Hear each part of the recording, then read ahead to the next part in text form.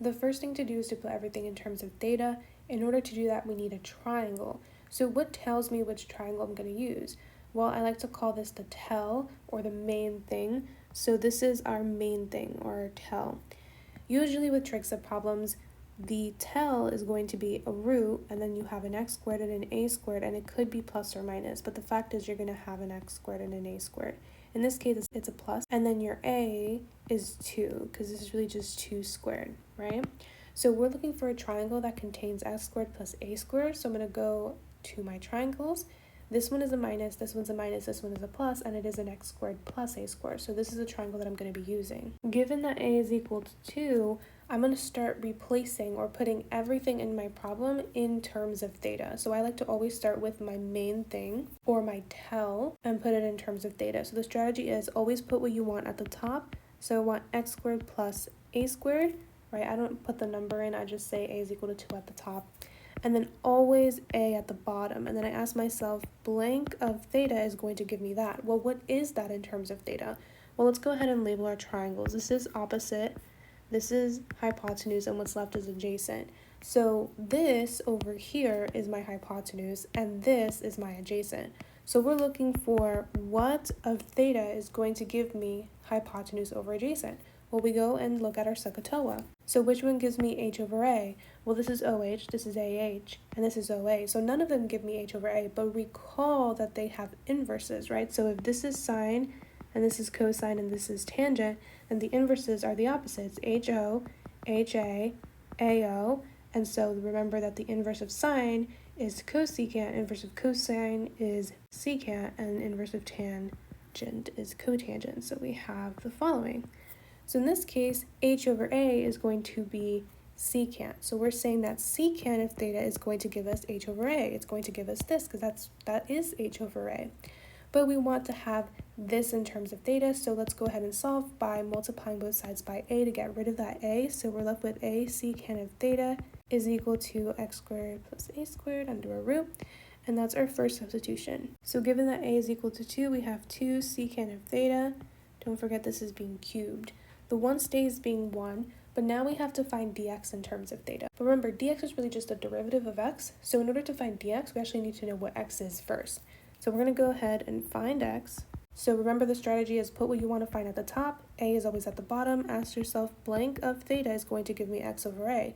Well, what is x over a? X is your opposite, a is your adjacent. So what if theta is going to give me OA? OA is tangent, so tangent of theta is going to give me this, because that is opposite over adjacent. But we want x in terms of theta, so we're going to multiply both sides by a to get rid of that a and get x alone. So this is our x over here. But we don't really care about x right now, we just wanted x to find x prime, because that is what dx is. So given that x is equal to a tangent of theta, then x prime is going to be equal to a secant squared of theta, d theta, because we took the derivative. And x prime is dx, and so here is another substitution. So I'm going to go ahead and replace dx with what it is, but in terms of theta, and that is 2 secant squared theta d theta. And now we have this integral, but in terms of theta, which makes it so much easier to solve. I'm going to start by putting in this 3, so this becomes 2 cubed secant cubed theta, which is 8. So we have 8 secant cubed theta. And then we have this over here, but notice how 2 of the secants cancel out, and we're left with 1 secant at the bottom. And then this 2 can be brought up over here.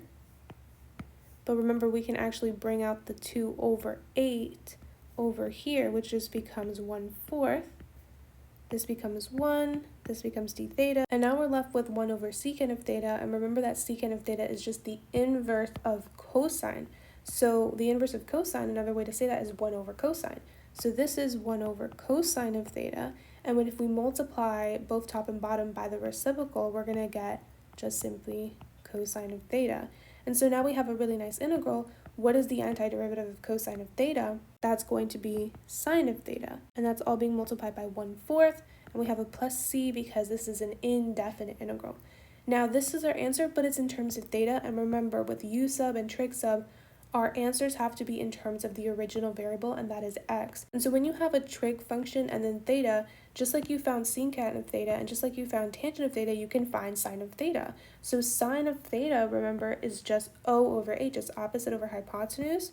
So we have that opposite is x, and we have that H is this. And so sine of theta is really just x over the square root of a squared, and a is 2, so 2 squared is 4, plus x squared, and we have 1 over 4 plus c. And then we can just simply put the 4 in here. The 1 goes here, but it's really just x. So this is your answer in terms of your original variable x.